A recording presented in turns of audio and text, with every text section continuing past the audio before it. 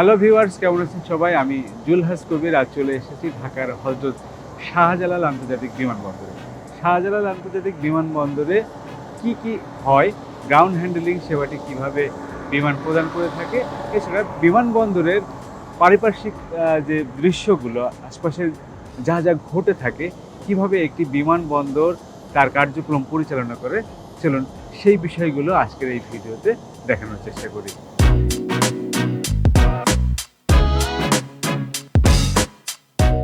অন্য অনেকের মতো আপনিও হয়তো নানা প্রয়োজনে বিমানে দেশে বিদেশে ভ্রমণ করছেন, কিন্তু কখনো কি ভেবে দেখেছেন একটি ফ্লাইটের পেছনে কত বিশাল প্রস্তুতি চলে, কত অদৃশ্য মানুষ দিনরাত কাজ করে যায় যাতে আপনার যাত্রা হয় নির্বিঘ্ন, নিরাপদ ও সময় মতো। দুপুরে ঢাকার হজরত শাহজালাল আন্তর্জাতিক বিমানবন্দরে দুবাই থেকে একটি বোয়িং 777 মডেলের ফ্লাইট অবতরণ করল। সঙ্গে সঙ্গে বিমানটির চারপাশে শুরু হয়ে গেল নিখুঁত সমন্বয়ের এক কর্মব্যস্ততা। বিভিন্ন ধরনের গ্রাউন্ড সার্ভিস ইকুইপমেন্ট বা সহায়ক যানবাহন ছুটে এলো বিমানের পাশে। যাত্রী নামার আগেই কর্মীরা নেমে পড়লেন কার্গো ও লাগেজ খালাসের প্রস্তুতিতে, যেন সবকিছুই হয় দ্রুত, সঠিক আর নিরাপদভাবে। আমরা এখন দেখব যে বিমান আসলে কিভাবে একটি বিমান আসার পরে সেই বিমানে কী ধরনের গ্রাউন্ড হ্যান্ডলিংয়ের সেবাটি দিয়ে থাকে, সেটি এখন আপনাদেরকে দেখাবো।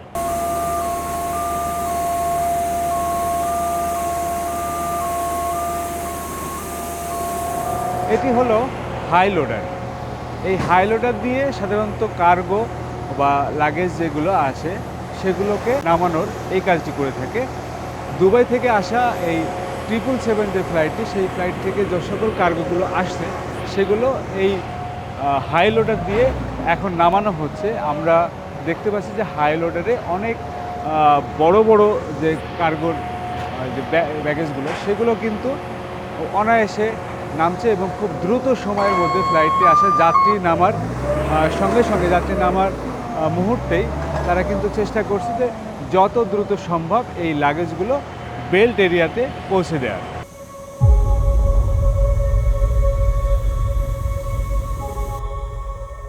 দর্শক, এই মুহূর্তে আমরা দেখতে পাচ্ছি যে এয়ারপোর্টে একটি যাত্রীবাহী বাস এই পার্কিং বে এলাকায় চলে আসলো, যেখানে এয়ারক্রাফটটি আসলে এসে দাঁড়িয়েছে। যাত্রীরা নামতে শুরু করলো। এই যাত্রীগুলোকেই মূলত এই বাসটি মূল টার্মিনাল ভবন, সেই টার্মিনাল ভবনে নিয়ে যাবে। এটি যাত্রীদেরকে আনা নেওয়ার ক্ষেত্রে ব্যবহার করা হয়। এই বাসগুলো বিভিন্ন এয়ারলাইন্স তাদের এই সেবাটি দিয়ে থাকে। যদি বোর্ডিং ব্রিজ না পেয়ে থাকে কোনো এয়ারক্রাফট, সেই ক্ষেত্রে এই বাসগুলোতে যাত্রী আনা নেওয়া হয়। এটি হলো বিমান বাংলাদেশ এয়ারলাইন্সের গ্রাউন্ড হ্যান্ডলিংয়ের অন্যতম একটি সেবা, অ্যাম্বুলিফট। কোনো অসুস্থ রোগী বা যারা হুইল চেয়ার ব্যবহার করে থাকেন, যারা সিঁড়ি দিয়ে নামতে পারবেন না, তাদেরকে এই অ্যাম্বুলিফটে করে নামানো হয়, তারপর তাদেরকে পরিবহনে তুলে দেওয়া হয়।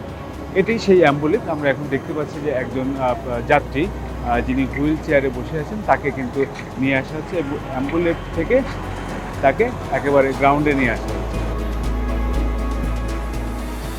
অ্যাম্বুলিফট থেকে এই যাত্রীদেরকে নামানোর পরে হুইল চেয়ারে করে তাদেরকে একটি মাইক্রোতে তোলা হচ্ছে। আপনারা দেখতে পাচ্ছেন একটি হাইস গাড়ি, সেই গাড়িতে একটি রোগীকে আমরা দেখতে পাচ্ছি যে হুইল চেয়ারে করে তিনজন কর্মী তারা গ্রাউন্ড হ্যান্ডলিংয়ের কাজে ব্যস্ত থাকে। তারাই মূলত এই যাত্রীগুলোকে সযত্নে গাড়িতে তুলে দেয়। এরপরেই কিন্তু তাদেরকে নিয়ে যাওয়া হয় টার্মিনালে। যারা হুইল চেয়ার ব্যবহার করে যাত্রী হিসাবে কোথাও ফ্লাইট করতে চান, তাদের আসলে চিন্তার কোনো কারণ নেই। তাদের জন্য এ ধরনের ব্যবস্থা কিন্তু এয়ারপোর্টগুলোতে রয়েছে। এটি সারা বিশ্বেই একই ধরনের সেবা দিয়ে থাকে। সেই ক্ষেত্রে টিকিট কাটার সময় আপনাকে অবশ্যই এই বিষয়টি বলে নিতে হবে এয়ারলাইন্সের সঙ্গে, তাহলে তারা এই ব্যবস্থা আপনার জন্য করে রাখবে।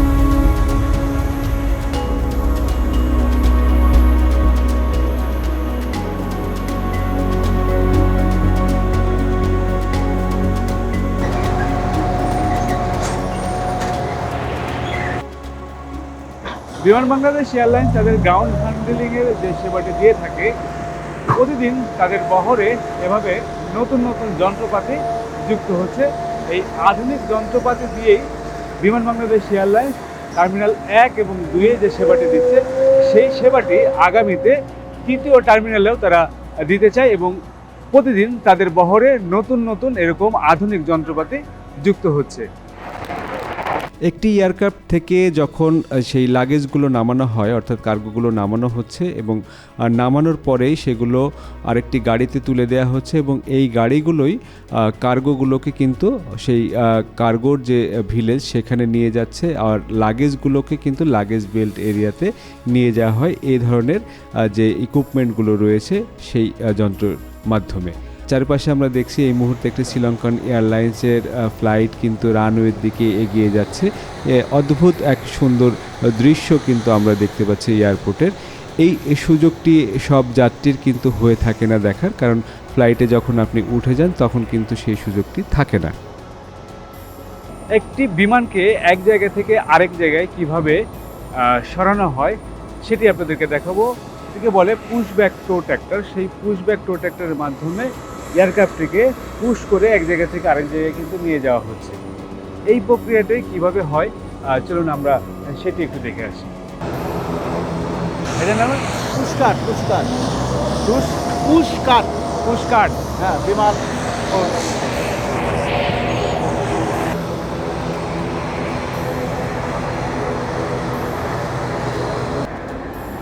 এটি হলো পুশব্যাক টো ট্র্যাক্টর। এই টো ট্র্যাক্টরগুলো দিয়ে এই এয়ারক্রাফটগুলোকে এক জায়গা থেকে আরেক জায়গায় নিয়ে যাওয়া হয়। এটি ফ্রান্সের টিএলডি কোম্পানি থেকে নিয়ে আসা হয়েছে। বিমানের বহরে নতুন যুক্ত হয়েছে 4টি। এর আগে আরও 9টি, মোট 9টি এইরকম টো ট্র্যাক্টর রয়েছে। আমরা এখন দেখব যে কিভাবে এই টো ট্র্যাক্টর দিয়ে একটি এত বড় বিমানকে কিভাবে ট্রেনে আরেক জায়গায় নিয়ে যায়। আমরা বিমানে হেল্প নিতে পারেন, বুঝছেন? হ্যাঁ। কোনো ফুটেজ নিতে গেলে ওদেরকে জিজ্ঞেস আপনারা জানেন বিমান খুব ভারী হয়, 60 থেকে 400 টন পর্যন্ত ওজন হয়। পাইলট যেহেতু সামনের দিকে দেখতে পায় না, তাই ইঞ্জিন চালু অবস্থায় নিজে নিজে পেছনে গেলে বিপদ হতে পারে। তাই এয়ারপোর্টে গ্রাউন্ড অপারেশন নিরাপদ রাখতে এই ট্যাগ অপরিহার্য। একজন প্রশিক্ষিত গ্রাউন্ড হ্যান্ডলিং অপারেটর, এটিসি বা এয়ার ট্রাফিক কন্ট্রোলার ও ককপিটের সাথে হেডসেটে যোগাযোগ করে। আমরা দেখতে পাচ্ছি যে একজন আছেন গ্রাউন্ড হ্যান্ডেল অপারেটর, তিনি কিন্তু ককপিটে এবং এটিসির সঙ্গে কথা বলেই কিন্তু এই 777 মডেলের যে এয়ারক্রাফটটি সেটিকে ঠেলে পিছনের দিকে নিয়ে যাওয়া হচ্ছে, এটিকে পার্কিং বেতে নিয়ে যাওয়া হচ্ছে। শুধু পার্কিং বে না, এটিকে যদি হ্যাঙ্গারেও নিতে হয় তাহলেও কিন্তু এই একইভাবে করা হয়। আবার যখন এটি রানওয়ের দিকে নিতে হয় টেক অফের জন্য, তখনও কিন্তু এই একই পদ্ধতি অবলম্বন করতে হয়। এটি A380 বিমানও টানতে পারে, বিশ্বের সবচেয়ে ভারী বিমান যেটি। কিছু টো ট্র্যাক্টরের ওজনই 30 থেকে 40 টন। আরেকটি বিশেষ তথ্য জানিয়ে রাখি, ভুল পুশ ব্যাক হলে পুরো এয়ারপোর্ট অপারেশন বন্ধ হয়ে যেতে পারে। তাই খুবই গুরুত্বপূর্ণ কাজ কিন্তু এই যন্ত্রটি করে থাকে এবং এটির যিনি অপারেশনটি চালান তিনি কিন্তু সবচেয়ে গুরুত্বপূর্ণ একটি ভূমিকা পালন করে থাকে।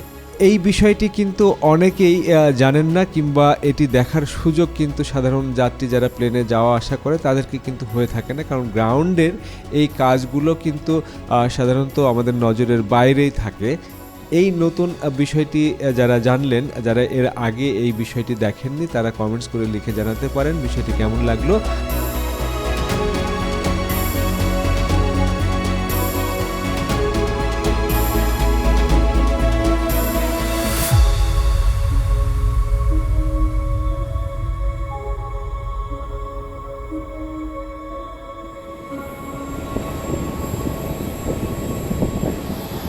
এবার আমরা আপনাদেরকে গুরুত্বপূর্ণ একটি বিষয় দেখাবো, সেটি হলো বিমানের যে সকল কর্মীরা উড়োজাহাজ পরিষ্কার করার কাজে যায়। যখন একটি ফ্লাইট নামে তখন তাদেরকে কিভাবে চেকিং করে ভিতরে প্রবেশ করানো হয় সেটি এই মুহূর্তে দেখতে পাচ্ছেন। সবার বডি তল্লাশি করা হচ্ছে।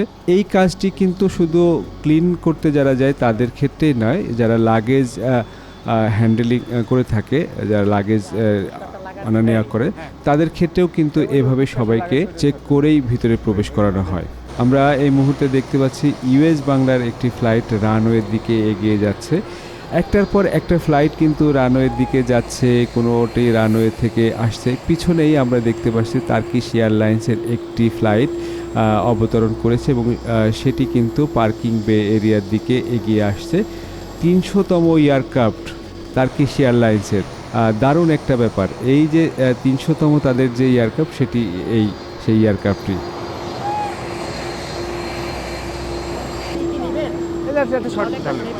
এই মুহূর্তে আমরা দেখছি যে বিমানের যে কেবিন ক্রু এবং পাইলট যারা রয়েছেন তারা কিন্তু অপেক্ষা করছেন এই ফ্লাইটটি রেডি হয়ে যখন যাবে, অর্থাৎ ক্লিনিংয়ের কাজটি শেষ হলে এই কেবিন ক্রুরা সবাই কিন্তু সবার আগে, যাত্রীরা ওঠার আগে তারা ফ্লাইটে উঠবেন এবং তাদের যে কাজগুলো রয়েছে সেই কাজগুলো তারা সেরে নেবেন।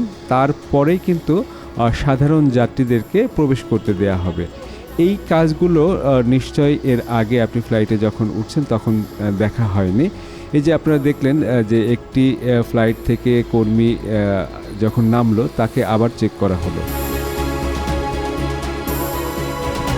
সৌদি এয়ারলাইন্সের একটি ফ্লাইট আমরা দেখছি রানওয়ে থেকে টেক অফের জন্য এগিয়ে যাচ্ছে এবং দারুণ একটি টেক অফ এই মুহূর্তে আমরা এয়ারক্রাফটটিকে করতে দেখলাম, সফল একটি টেক অফ। এই ধরনের দৃশ্য সাধারণত আমরা দেখতে পাই এয়ারপোর্টে আসলেই।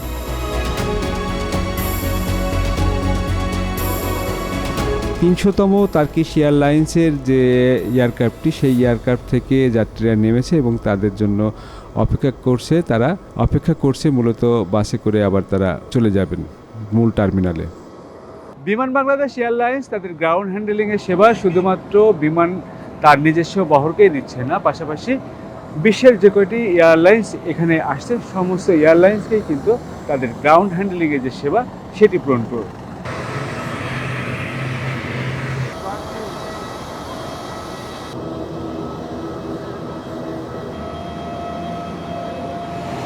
এই মুহূর্তে দেখতে পাচ্ছি নোভো এয়ারের একটি ফ্লাইট এয়ারপোর্টে রানওয়েতে এসে পৌঁছালো, অর্থাৎ এই ফ্লাইটটি ল্যান্ড করে সেও পার্কিং বের দিকে এগিয়ে যাচ্ছে। আরেকটি ফ্লাইটকে আমরা নামতে দেখছি, দূর থেকে বোঝা যাচ্ছে না এটা কোন এয়ারলাইন্স, সম্ভবত এয়ার ইন্ডিয়ার একটি ফ্লাইট হতে পারে। দারুণ একটা অভিজ্ঞতা কিন্তু হলো। হ্যাঁ, এটি এয়ার ইন্ডিয়ার একটি ফ্লাইট। সব মিলিয়ে এই এয়ারপোর্টে একটার পর একটা ফ্লাইট কিন্তু নামতে থাকে। যারা এয়ারপোর্টের বিষয়ে আগ্রহী তাদের জন্য এই ভিডিওটি আমি মনে করি দারুণ একটি ভিডিও হয়তো বানানোর চেষ্টা যেটি করছিলাম সেটি সফল হয়েছি। তো দর্শক, আপনারা অবশ্যই কমেন্ট বক্সে লিখে জানাবেন আজকের ভিডিওটি আপনাদের কেমন লেগেছে, আর কি ধরনের ভিডিও দেখতে চান সেটিও আমাকে জানাতে পারেন। তো ভিউয়ার্স, আমি জুলহাস কবির বিদায় নিচ্ছি আজকের মতো। দেখা হবে নতুন কোনো ভিডিওতে। সে পর্যন্ত ভালো থাকুন, সুস্থ থাকুন, নিরাপদে থাকুন।